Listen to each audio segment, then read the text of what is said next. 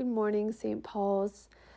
Today's devotional, we'll be looking at Job chapter 2, verses 7 through 10.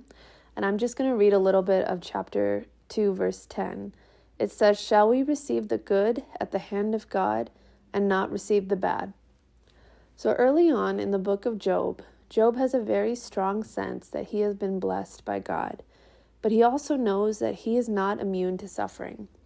And in this way, Job understands that sacrifice and even temporary discomfort is a requirement of our spiritual life. As we see the book of Job progressing, Job's sacrifices require more and more, all from his physical health to significant losses in his family, his friends, and even his material goods. These sacrifices produce suffering. There's an old saying that says praise and blame are all the same. And this has many different meanings, but one of the biggest takeaways is that there is a small balance to life in which we must accept the good along with the not so good. This is the essence of what Job is saying to his wife in chapter 2. In the chapters after that, we, as the readers of the book, are seeing this reality check that Job has. As those sacrifices cut deeper and deeper, and we see the not so good become more prevalent than the good in his life, we are given almost a front row seat at his mighty struggle with sacrifice and suffering. And in the end of the book, Job is restored because of his faith, but only after he experiences an intense season of questioning, anger, grief, and physical pain, but even more so rejection, isolation, abandonment, and loneliness.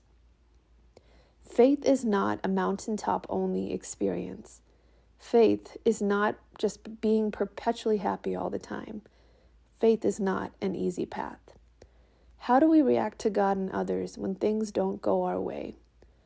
How do we react to God when life brings us suffering that we didn't anticipate? Often we are angry, we're frustrated, we're irritated or annoyed and even resentful.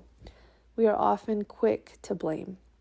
When our lives are disrupted, we are eager to return back to the normal, to the status quo, to which we can include a life that is uninterrupted by suffering or sacrifice. But what if we considered that sitting with this sacrifice is spiritually beneficial for us? Jesus was our example. Christ showed us through his experiences as well as his teaching and in his ministry that we are all called to sacrifice.